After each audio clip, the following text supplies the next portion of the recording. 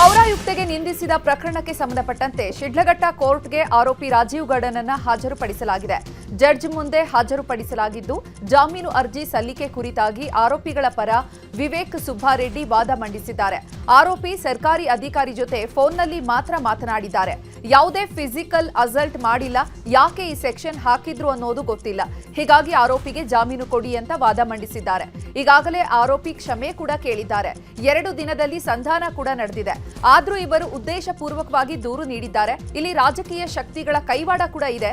ಹೀಗಾಗಿ ಮಧ್ಯಂತರ ಜಾಮೀನು ಕೊಡಿ ಅಂತ ಮನವಿ ಮಾಡಿದ್ದಾರೆ. ನೋಡಿ, ಫಸ್ಟ್ ಡೇ ಇಂದ ಟ್ರೇಸ್ ಮಾಡೋಕ್ಕೆ ಪ್ರಯತ್ನ ಮಾಡ್ತಾ ಇದ್ದಾರೆ. ಯಾವುದನ್ನ ಬೇರೆ ಜಾಗ ಯಾವ ಜಾಗ ಇದ್ದಾರೆ ಆ ಥರದ್ದು ಮಾಹಿತಿ ಸಿಕ್ಕಿದೆ. ಟೆಕ್ನಿಕಲ್ ಅನಾಲಿಸಿಸ್ ಪ್ರಕಾರ ನಮ್ಮ ಟೀಮ್ 5-6 ದಿನದಿಂದ ಹೊರಗಡೆ ಇತ್ತು. ಸೊ ನಿನ್ನೆ ಯಾವಾಗ ಅವ್ರಿಗೆ ಖಚಿತ ಮಾಹಿತಿ ಬಂದಿದೆ ಕಿ ಆ ಜಾಗ ಒಂದು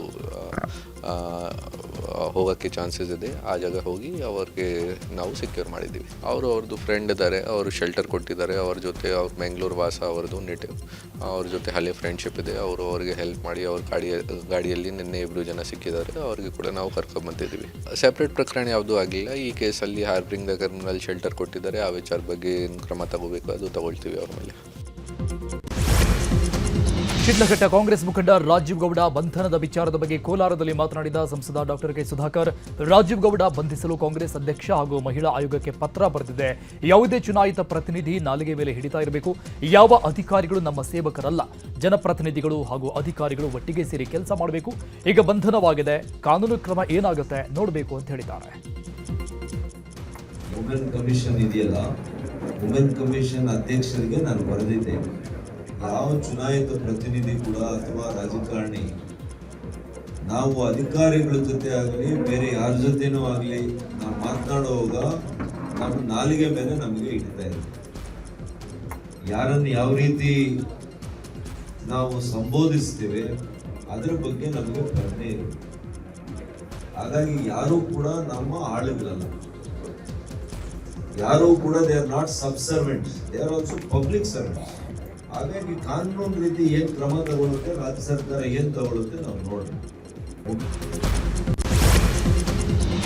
ರಾಧಾರಮಣ ಸೀರಿಯಲ್ ಖ್ಯಾತಿಯ ನಟಿ ಕಾವ್ಯ ಗೌಡ ಅವರ ಕೌಟುಂಬಿಕ ಕಲಹ ಬೀದಿಗೆ ಬಂದಿದೆ. ಸೋಮಶೇಖರ್ ಪತ್ನಿ ನಟಿ ಕಾವ್ಯ ಗೌಡ ಹಾಗೂ ನಂದೀಶ್ ಪತ್ನಿ ಪ್ರೇಮ ಮಧ್ಯೆ ಆಗಾಗ ಜಗಳವಾಗ್ತಾ ಇತ್ತು.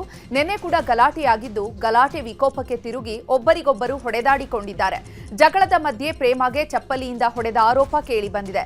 ಈ ವೇಳೆ ಮಧ್ಯಪ್ರವೇಶ ಮಾಡಿದಂತಹ ಪ್ರೇಮ ತಂದೆ ರವಿ ಕಲ್ಕೆರೆಗೂ ಕೂಡ ನಟಿ ಕಾವ್ಯ ಕೊಲೆ ಬೆದರಿಕೆ ಹಾಕಿದ್ದಾರೆ. ಸದ್ಯ ಈ ಘಟನೆಗೆ ಸಂಬಂಧಪಟ್ಟಂತೆ 2 ಕುಟುಂಬದಿಂದ ದೂರು ಪ್ರತಿದೂರು ದಾಖಲಾಗಿದ್ದು, ಇವತ್ತು ರಾಮಮೂರ್ತಿ ನಗರ ಠಾಣೆಗೆ ಪ್ರೇಮ ಮತ್ತು ನಟಿ ಕಾವ್ಯ ಗೌಡ ಆಗಮಿಸಿ ವಿಚಾರಣೆಯಲ್ಲಿ ಹಾಜರಾಗಿದ್ರು. ಇನ್ನು ಇದೇ ವಿಚಾರವಾಗಿ ನಟಿ ಕಾವ್ಯ ಗೌಡ ಹಾಗೂ ಅವರ ತಂಗಿ ಭವ್ಯ ಗೌಡ ಪ್ರತಿಕ್ರಿಯೆಯನ್ನ ನೀಡಿದ್ದಾರೆ. ಈಗ FIR ಆಗಿದೆ. ಸೊ ಕಾನೂನು ಪ್ರಕಾರ ಅವ್ರು ಏನು ತಗೋಬೇಕೋ ಅವ್ರು ತಗೊತಾರೆ. ಯಾರೆಷ್ಟೇ ಜನ ಏನೇ ಮಾತಾಡಿದ್ರು ನನಗೆ ಯಾವುದಕ್ಕೂ ಭಯ ಇಲ್ಲ. ಯಾಕಂದರೆ ನನಗೆ ನಂಬಿಕೆ ಇದೆ ಕಾನೂನು ನನ್ನ ಪರ ಬರುತ್ತೆ ಅಂತ. So it's okay. ಅವರು ಏನೇನು ಹೇಳ್ತಿದ್ದಾರೆ ಆಸ್ತಿ ಬಗ್ಗೆ ಅಂತೆ, ಆಸ್ತಿ ಒಂದು ಹೇಳ್ತೀನಿ, ನನ್ನ ಮದುವೆ ಆಗಿ 4 ವರ್ಷ ಆಯಿತು. ನನ್ನ ಮಾವನ ಕಡೆಯಿಂದ ಆಗಲಿ ಅಥವಾ ನನ್ನ ಗಂಡನ ಕಡೆಯಿಂದ ಆಗಲಿ ನನ್ನ ಬ್ಯಾಂಕ್ ಅಕೌಂಟಿಗೆ ₹1 ಅಂತ ನನ್ನ ಅಕೌಂಟಿಗೆ ತೋರಿಸ್ಬಿಟ್ರೆ ಆಸ್ತಿ ಅಂತಾರಲ್ಲ, ಆಸ್ತಿ ಅಂದರೆ 100% ಅಲ್ವಾ. ಗಂಡನ ಕಡೆಯಿಂದ ದುಡ್ಡು ಇಸ್ಕೋಬೇಕು, ಮಾವನ ಕಡೆಯಿಂದ ದುಡ್ಡು ಇಸ್ಕೊಳ್ಬೇಕು ಹಂಗಂತ ಬಂದಿದ್ದರೆ, ನನ್ನ ಅಕೌಂಟಿಗೆ ಬಂದಿದ್ದರೆ ಡೆಫಿನೆಟಾಗಿ ನಾನು ಅವ್ರಿಗೆ ಎಸ್ ಅಂತೀನಿ. ಸೊ 18 ವರ್ಷದಿಂದ ಇಂಡಿಪೆಂಡೆಂಟ್ ಆಗಿ ದುಡಿತಾರೋ ಹುಡುಗಿ ನಾನು. I don't care. ಇದಕ್ಕೆಲ್ಲ ನಾನು ತಲೆ ಕೆಡಿಸ್ಕೊಳ್ಳಲ್ಲ. ಹೇಳೋರು 1000 ಜನ ಹೇಳ್ತಾರೆ. ನಾವು ಹೇಗೆ ತೊಗೊಂಡು ಹೋಗ್ತೀವಿ ಅನ್ನೋದು ತುಂಬ ಮುಖ್ಯ ಇದೆ. ನನ್ನ ಜೀವನ ನನಗೆ ಗೊತ್ತು, ನಾನು ಹೇಗೆ ನಡೆಸಬೇಕು ಅಂತ. ಇಲ್ಲಿ ಯಾರಿಗೋಸ್ಕರನೂ ಭಯ ಪಡ್ತಿಲ್ಲ. ಯಾಕೆ ಈ ಥರ ಮಾಡ್ತಿದ್ದೀರಾ ಅಂತ ಕೇಳಕ್ಕೆ ಹೋದಾಗ ಇಮಿಡಿಯೇಟ್ಲಿ ನಂದೀಶ್ ಅನ್ನೋರು ಆ್ಯಂಡ್ ಅವರು ರವಿ ಮಾಸ್ಟರ್ ಅನ್ನೋರು ಇಮಿಡಿಯೇಟಾಗಿ ಬಂದು ಹೊಡಿಯೋಕ್ಕೆ ಸ್ಟಾರ್ಟ್ ಮಾಡ್ತಾರೆ. You can see this. So ಹಾಗಾಗಿ ಅದಾದಮೇಲೆ ಅಲ್ಲಿಂದ ಬಂದು ಡೈರೆಕ್ಟ್ ನಾವು ಪೊಲೀಸ್ ಸ್ಟೇಷನ್ ಕಂಪ್ಲೇಂಟ್ ಮಾಡಿದ್ವಿ.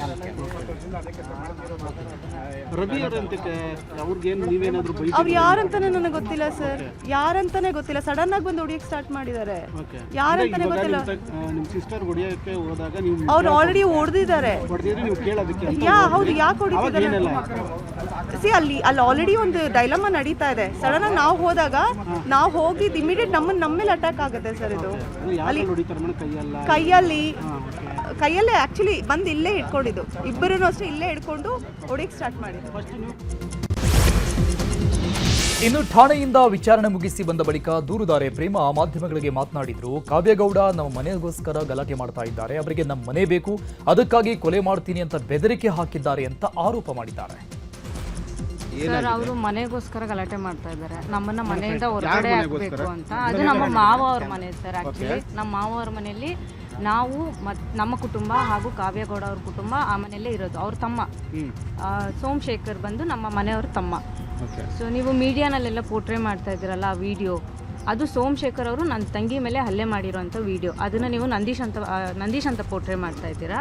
ಬಟ್ ಆ ವಿಡಿಯೋನಲ್ಲಿರೋದು ಸೋಮಶೇಖರ್ ಅವರು ನನ್ನ ತಂಗಿ ಮೇಲೆ ಹಲ್ಲೆ ಮಾಡಿರೋದು. ಅದು ಡ್ರೆಸ್ ಎಲ್ಲ ಎಳ್ದಾಕಿ ನೀನು ಕೊಲೆ ಮಾಡ್ತೀನಿ, ರೇಪ್ ಮಾಡ್ತೀನಿ ಅಂತೆಲ್ಲ ಮಾತಾಡಿದ್ದಾರೆ. ಅದೇ ಮಾತುಗಳನ್ನು ನಮ್ಮ ಮೇಲೆ ರಿವರ್ಸ್ ಈಗ ಅಕ್ಯೂಸ್ ಮಾಡ್ತಾಯಿದ್ದಾರೆ, ನಮಗೆ ಹೇಳ್ತಿದ್ದಾರೆ ಅವರು ಅದೇ ಮಾತುಗಳನ್ನು. ಬಟ್ ಅವ್ರು ಮಾಡಿರೋ ಅಂಥ ಸ್ಟೇಟ್ಮೆಂಟ್ ಸರ್ ಅದು ಆ ವಿಡಿಯೋನಲ್ಲಿ ನೀವು ನೋಡ್ಬೋದು ಅವ್ರು ಯಾವ ರೀತಿ ಬಿಹೇವ್ ಮಾಡ್ತಾ ಇದ್ದಾರೆ ಅಂತ. ಸೊ ಬೇಸಿಕಲಿ ಕಾವ್ಯಗೌಡ ಅವ್ರಿಗೆ ಮನೆ ಬೇಕು, ಆ ಮನೆಗೋಸ್ಕರ ನಮ್ಮಿಬ್ಬರನ್ನ ಹೆಂಗಾದರೂ ಮಾಡಿ ಹೊರಗಡೆ ಹಾಕಬೇಕು ಅನ್ನೋ ಒಂದೇ ಒಂದು ಕಾರಣಕ್ಕೆ ಈ ಥರ ಕಿರಿಕ್ ಮಾಡ್ತಾ ಇದ್ದಾರೆ. ತುಂಬ ಕಿರಿಕ್ ಮಾಡ್ತಿದ್ದಾರೆ ಸರ್, ಮೊದಲಿಂದನೂ ಮಾಡ್ತಿದ್ದಾರೆ. ಬಟ್ ಇದನ್ನೆಲ್ಲ ನಾವು ನಮ್ಮ ಮಾವನವರ ಗಮನಕ್ಕೆ ತಂದಿದ್ವಿ. ಮದುವೆಯಾಗಿ 2.5 ತಿಂಗಳಿಗೆ ನವ ವಿವಾಹಿತ ಆತ್ಮಹತ್ಯೆ ಮಾಡಿಕೊಂಡಿದ್ದಾನೆ. ದಾವಣಗೆರೆ ತಾಲೂಕಿನ ಗುಮ್ಮನೂರು ಗ್ರಾಮದಲ್ಲಿ ಈ ಘಟನೆ ನಡೆದಿರುವಂತದ್ದು. ಹರೀಶ್ ಮೃತ ದುರ್ದೈವಿ. ಮದುವೆಯಾಗಿ 2.5 ತಿಂಗಳಲ್ಲಿ ಹೆಂಡತಿ ಪರಪುರುಷನೊಂದಿಗೆ ಓಡಿ ಹೋಗಿದ್ಲು. ಇದರಿಂದಾಗಿ ಮನನೊಂದ ಹರೀಶ್ ಡೆತ್ ನೋಟ್ ಬರೆದಿಟ್ಟು ಸೂಸೈಡ್ ಮಾಡಿಕೊಂಡಿದ್ದಾರೆ. ತನ್ನ ಸಾವಿಗೆ ಹೆಂಡತಿ, ಅತ್ತೆ, ಮಾವ ಮತ್ತು ಹೆಂಡತಿಯನ್ನ ಕರೆದುಕೊಂಡು ಹೋದಂತಹ ಯುವಕನೇ ಕಾರಣ ಅಂತ ಡೆತ್ ನೋಟ್ನಲ್ಲಿ ಉಲ್ಲೇಖಿಸಲಾಗಿದೆ. ಇನ್ನು ಹರೀಶ್ ಆತ್ಮಹತ್ಯೆ ಸುದ್ದಿ ಕೇಳಿ ಮದುವೆ ಮಾಡಿಸಿದ ಸರಸ್ವತಿ ಸೋದರ ಮಾವ ಕೂಡ ಆತ್ಮಹತ್ಯೆ ಮಾಡಿಕೊಂಡಿದ್ದಾರೆ. ಮನನೊಂದು ಮನೆಯಲ್ಲಿ ವಿಷ ಸೇವಿಸಿ ರುದ್ರೇಶ್ ಆತ್ಮಹತ್ಯೆ ಮಾಡಿಕೊಂಡಿದ್ದಾರೆ. ಬಿಟ್ಬಿಡೋ, ನಾನು ಮೊದಲು ಲವ್ ಮಾಡಿದ್ದೆ ಅಂತೇಳಿ ಅಷ್ಟೆಲ್ಲ ಆದಮೇಲೆ ಕೂಡ ನಮ್ಮೂರು ಗ್ರಾಮಸ್ಥರು ಬಂದು ಇಲ್ಲಿ ಸಾಹೇಬ್ರು ಕರೆದಾಗ ಇವ್ರ ಹತ್ರ ಸ್ಟೇಟ್ಮೆಂಟ್ ಕೊಟ್ಟು ವಾಪಸ್ ಕರ್ಕೊಂಡು ಹೋಗ್ತಾರೆ.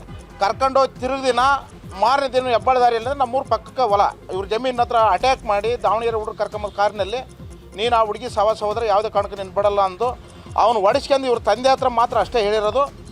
ಮೇಯ್ನ್ ಅವನೇ A1 A2 ಆ ಹುಡುಗಿ ಸರಸ್ವತಿ ಇರೋದ್ರಿಂದ ಇನ್ನೂ ಇತರೆ ಅವ್ರು ಹಿಂದಿದ್ದಾರೆ. ಇವರೆಲ್ಲರ ಮೇಲೂ ನಾವು ಕಂಪ್ಲೇಂಟನ್ನು ಕೊಡ್ತೇವೆ. ಈಗ ಇವ್ರನ್ನೆಲ್ಲರನ್ನು ಬಂಧಿಸಬೇಕು, ಬಿಟ್ಬಿಡೋ, ನಾನು ಮೊದಲು ಲವ್ ಮಾಡಿದ್ದೆ ಅಂತೇಳಿ. ಕರ್ನಾಟಕ ಗೋವಾ ಗಡಿಯಲ್ಲಿ 400 ಕೋಟಿ ದರೋಡೆ ಪ್ರಕರಣಕ್ಕೆ ಸಂಬಂಧಪಟ್ಟಂತೆ ಕಂಟೈನರ್ ವಾಹನ ಚಾಲಕರನ್ನ ಮಹಾರಾಷ್ಟ್ರದ ಎಸ್ಐಟಿ ತಂಡ ಬಂಧನ ಮಾಡಿದೆ ಎನ್ನಲಾಗ್ತಾ ಇದೆ. 2 ಕಂಟೈನರ್ ವಾಹನಗಳ 2 ಚಾಲಕರನ್ನ ಬಂಧಿಸಲಾಗಿದೆ ಎನ್ನಲಾಗಿದ್ದು, ಬಂಧಿಸಿ ಇಬ್ಬರನ್ನ ಅಜ್ಞಾತ ಸ್ಥಳದಲ್ಲಿ ಎಸ್ಐಟಿ ಅಧಿಕಾರಿಗಳು ವಿಚಾರಣೆ ಮಾಡ್ತಿದ್ದಾರೆ ಎನ್ನಲಾಗಿದೆ. ಕೇಂದ್ರ ಸರ್ಕಾರದ ವಿರುದ್ಧ ಸಮರ ಸಾರಿರುವ ಕಾಂಗ್ರೆಸ್ ನಾಯಕರು ಫ್ರೀಡಂ ಪಾರ್ಕ್ನಲ್ಲಿ ಪ್ರತಿಭಟನೆ ನಡೆಸಿ ಅಲ್ಲಿಂದ ನೇರವಾಗಿ ಬಿಎಂಟಿಸಿ ಬಸ್ನಲ್ಲಿ ಲೋಕಭವನಕ್ಕೆ ತೆರಳಿದ್ದಾರೆ. ಮನ್ರೇಗಾ ಮರುಸ್ಥಾಪನೆ ಮಾಡುವಂತೆ ರಾಜ್ಯಪಾಲ ಥಾವರ್ಚಂದ್ ಗೆಹ್ಲೋಟ್ನ ಭೇಟಿಯಾಗಿ 26 ಜನರ ಕಾಂಗ್ರೆಸ್ ನಾಯಕರ ನಿಯೋಗ ಮನವಿ ಮಾಡಿದ್ದಾರೆ. ಬಳಿಕ ಮಾತನಾಡಿದ ಸಿಎಂ ಸಿದ್ದರಾಮಯ್ಯ, ಕೇಂದ್ರ ಸರ್ಕಾರ ಆರ್ಎಸ್ಎಸ್ ಮಾರ್ಗದರ್ಶನ ನೀಡುತ್ತಾ ಇದೆ, ಜನ ಸ್ವಾವಲಂಬಿಯಾದ್ರೆ ಇವರ ಸೇವಕರಾಗಿರಲ್ಲ, ಹಾಗಾಗಿ ಈ ರೀತಿ ಮಾಡಿದ್ದಾರೆ. ಇತ್ತೀಚೆಗೆ ಕೇಂದ್ರ ಸರ್ಕಾರ ಮನ್ರೇಗಾ ತೆಗೆದು ವಿಬಿಜಿ ರಾಮ್ಜಿ ಕಾಯ್ದೆ ಮಾಡಿದ್ದಾರೆ. ಈ ಕೂಡಲೇ ವಿಬಿಜಿ ರಾಮ್ಜಿ ಕಾಯ್ದೆಯನ್ನು ರದ್ದು ಮಾಡಬೇಕು, ಅಲ್ಲಿವರೆಗೂ ನಮ್ಮ ಹೋರಾಟ ಮುಂದುವರಿಸ್ತೀವಿ ಅಂತ ಹೇಳಿದ್ದಾರೆ. ಇನ್ನು ಇದೇ ವಿಚಾರವಾಗಿ ಡಿಸಿಎಂ ಡಿಕೆ ಶಿವಕುಮಾರ್ ಕೂಡ ಮಾತನಾಡಿದರು. ಈ ಕಾಯ್ದೆ ಇದೆಯಲ್ಲ ವಿಬಿಜಿ ರಾಮ್ಜಿ, ಇದನ್ನು ರದ್ದು ಮಾಡಬೇಕು, ಮತ್ತೆ ಮನ್ರೇಗಾ ಕಾಯ್ದೆಯನ್ನು ಜಾರಿಗೆ ಕೊಡಬೇಕು, ಅಲ್ಲಿವರೆಗೂ ನಮ್ಮ ಹೋರಾಟ ಇರಬೇಕು ಅಂತಕ್ಕಂಥದ್ದನ್ನು ತೀರ್ಮಾನ ಮಾಡಿದ್ದಾರೆ. ಅದರಿಂದ ಈಗ ಇವತ್ತು ರಾಜ್ಯ ಮಟ್ಟದಲ್ಲಿ ಮಾಡಿದ್ದೀವಿ.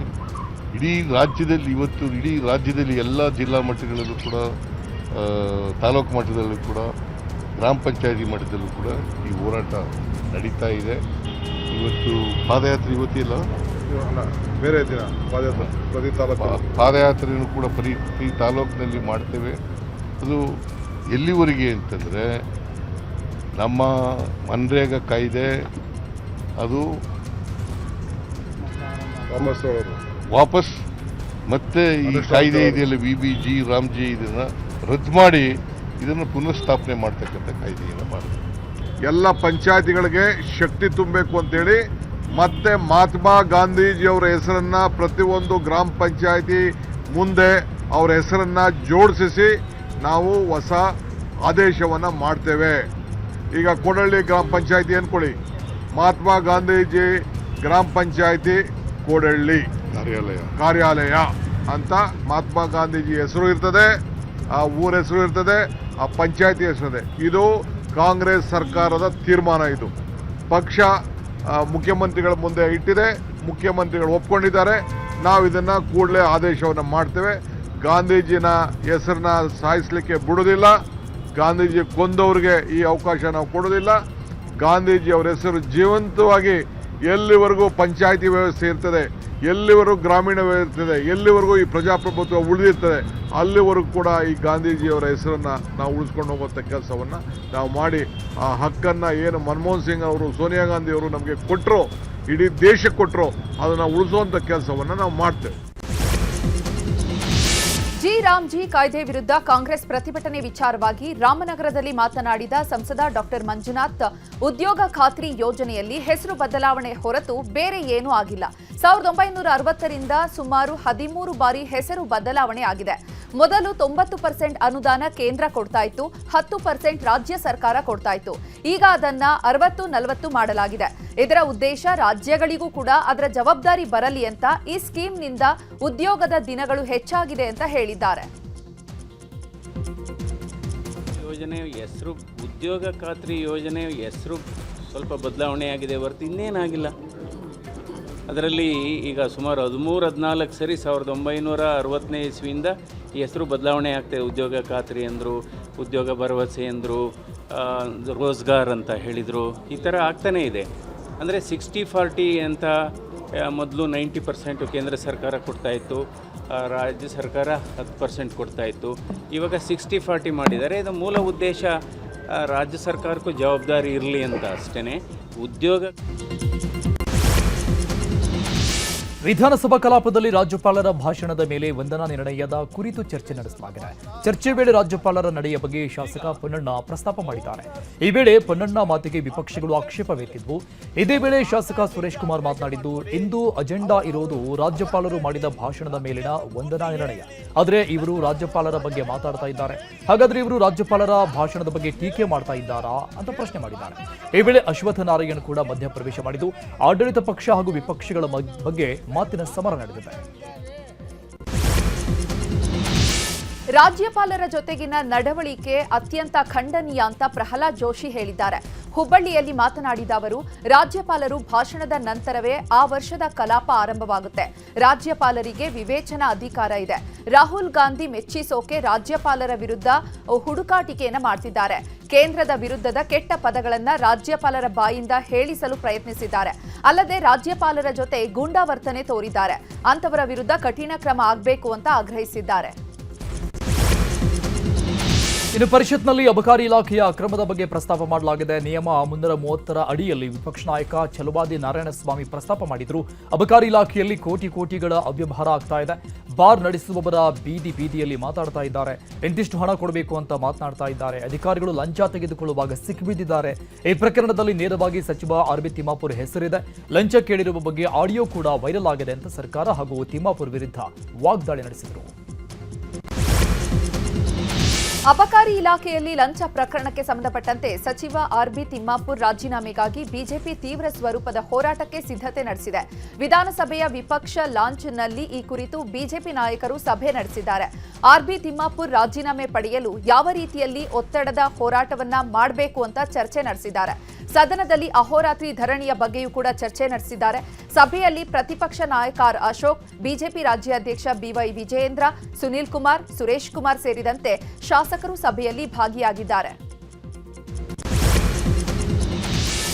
ಜೆಡಿಎಸ್ ಅನ್ನ ಬುಡ ಸಮೇತ ಕಿತ್ತಾಕಬೇಕು ಎಂಬ ಚಲುವರಾಯಸ್ವಾಮಿ ಹೇಳಿಕೆ ವಿಚಾರದ ಬಗ್ಗೆ ಮಂಡ್ಯದಲ್ಲಿ ಮಾತನಾಡಿದ ಜೆಡಿಎಸ್ ನಾಯಕ ನಿಖಿಲ್ ಕುಮಾರಸ್ವಾಮಿ, 2019ರಲ್ಲಿ ಮನಸ್ಸು ಮಾಡಿದ್ರೆ ಅಂದು ನಾವು ಅಡ್ಜಸ್ಟ್ಮೆಂಟ್ ಮಾಡಿ ಗೆಲ್ಲಬಹುದಾಗಿತ್ತು. ಯಾವ ಯುವ ನಾಯಕನ ಬಗ್ಗೆ ಮಾತನಾಡ್ತಾ ಇದ್ದೀರಾ ಚಲುವರಾಯಸ್ವಾಮಿ? ಅಧಿಕಾರಿಗಳನ್ನ ನಿಮ್ಮ ಮನೆಯ ಚಾಕರಿಗೆ ಇಟ್ಕೊಂಡಿದ್ದೀರಾ? ಮಿನಿಸ್ಟರ್ ಚಲುವರಾಯಸ್ವಾಮಿ, ನೀವು ಏನ್ ಮಾಡ್ತಾ ಇದ್ದೀರಾ ಅದನ್ನ ಮುಂದೆ ನಾವು ನಿಮಗೆ ಮಾಡಿ ತೋರಿಸ್ತೀವಿ. ಜೆಡಿಎಸ್ ಹಲವು ನಾಯಕರನ್ನ ಸೃಷ್ಟಿ ಮಾಡಿರುವ ಪಕ್ಷ. ಬಹಳಷ್ಟು ಜನ ಈ ಪಕ್ಷದಲ್ಲಿ ತಿಂದು ಉಂಡು ಹೋಗಿದ್ದಾರೆ ಅಂತ ತಿರುಗೇಟು. ಫೆಬ್ರವರಿ 5ರಂದು ಸಚಿವ ಸಂಪುಟ ಸಭೆ ನಡೆಯಲಿದೆ. ಸಿಎಂ ಸಿದ್ದರಾಮಯ್ಯ ಸಂಪುಟ ಸಭೆ ಕರೆದಿದ್ದು, ಫೆಬ್ರವರಿ 5ರ ಸಂಜೆ 6 ಗಂಟೆಗೆ ಸಂಪುಟ ಸಭೆ ನಿಗದಿಯಾಗಿದ್ದು, ವಿಧಾನಸೌಧದಲ್ಲಿ ಸಭೆ ನಡೆಯಲಿದೆ.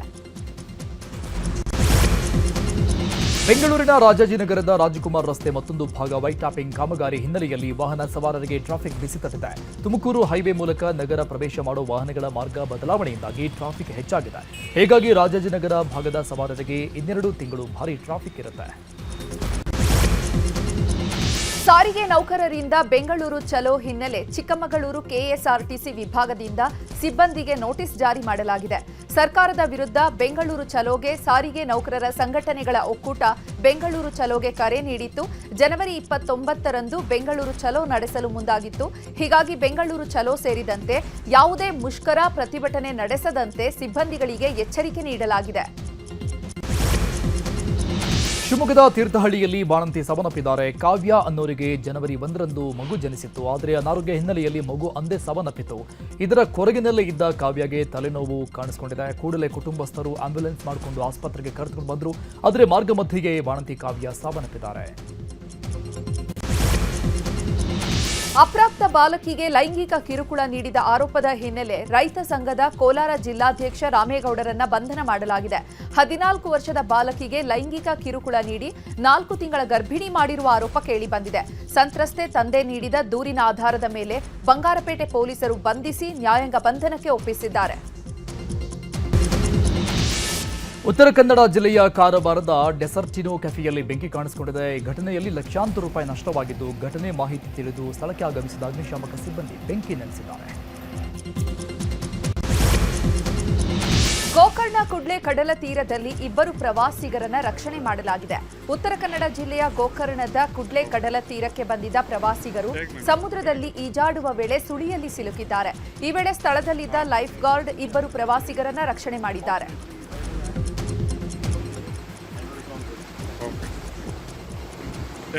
फोटो निकल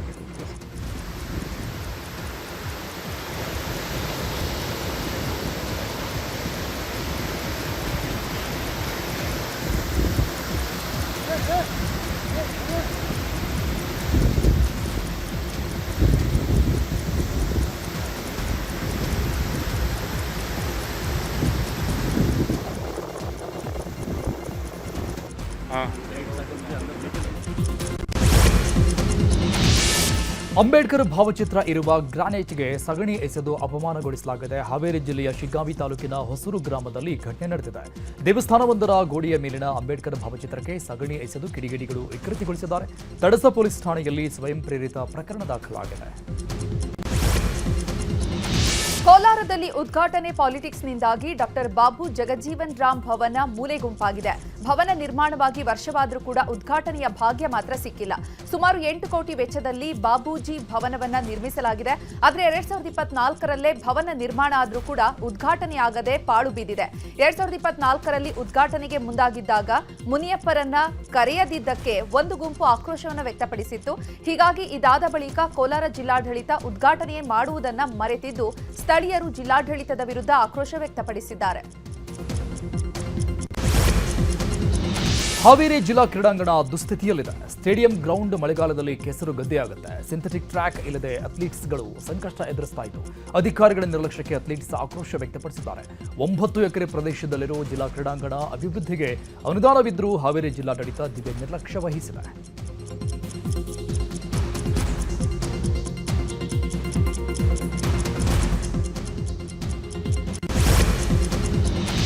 ವಾರದಲ್ಲಿ 5 ದಿನ ಕೆಲಸದ ವ್ಯವಸ್ಥೆ ಜಾರಿ ಮಾಡುವುದು ಸೇರಿದಂತೆ ವಿವಿಧ ಬೇಡಿಕೆಗೆ ಆಗ್ರಹಿಸಿ ಇಂದು ದೇಶಾದ್ಯಂತ ಬ್ಯಾಂಕ್ ನೌಕರರು ಮಹಾ ಒಕ್ಕೂಟ ಮುಷ್ಕರಕ್ಕೆ ಕರೆ ನೀಡಿದೆ. ಧಾರವಾಡದಲ್ಲಿ ಬ್ಯಾಂಕ್ ಕಾರ್ಮಿಕ ಸಂಘಗಳ ಸಂಯುಕ್ತ ವೇದಿಕೆಯಿಂದ ಪ್ರತಿಭಟನೆ ನಡೆಸಲಾಯಿತು ಮತ್ತು ಜುಬಿಲಿ ವೃತ್ತದಿಂದ ಜಿಲ್ಲಾಧಿಕಾರಿಗಳ ಕಚೇರಿಯಿಂದ ರ್ಯಾಲಿಯನ್ನು ನಡೆಸಲಾಯಿತು.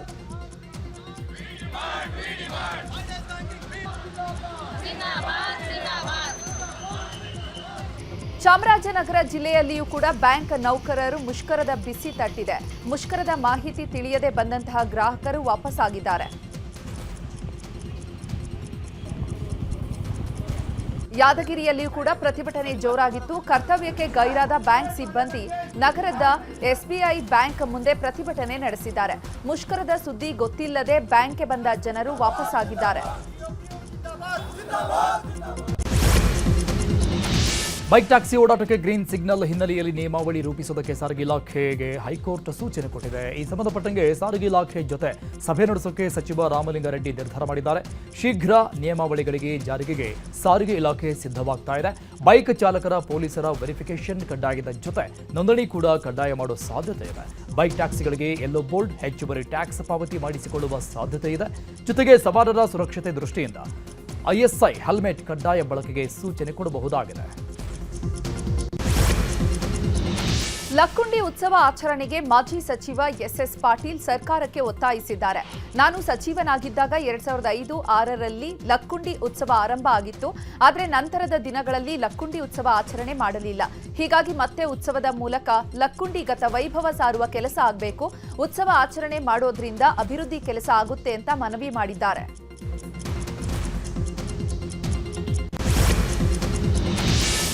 ಇದು ಲಕ್ಕುಂಡಿಯ ಕೋಟೆ ವೀರಭದ್ರೇಶ್ವರ ದೇವಸ್ಥಾನದ ಆವರಣದಲ್ಲಿ ನಡೀತಾ ಇರುವ ಉತ್ಖನನದ ವೇಳೆ ಕಳಸದ ಆಕಾರದ ಪ್ರಾಚೀನ ಕಾಲದ ಪ್ರಾಚ್ಯ ವಸ್ತು ಪತ್ತೆಯಾಗಿದೆ. ಉತ್ಖನನದ ಬಿ ಬ್ಲಾಕ್ನಲ್ಲಿ ಪ್ರಾಚ್ಯ ವಸ್ತು ಪತ್ತೆಯಾಗಿದ್ದು ಅಧಿಕಾರಿಗಳು ಪ್ರಾಚ್ಯ ವಸ್ತುವನ್ನು ಸಂಗ್ರಹಿಸಿಕೊಂಡಿದ್ದಾರೆ.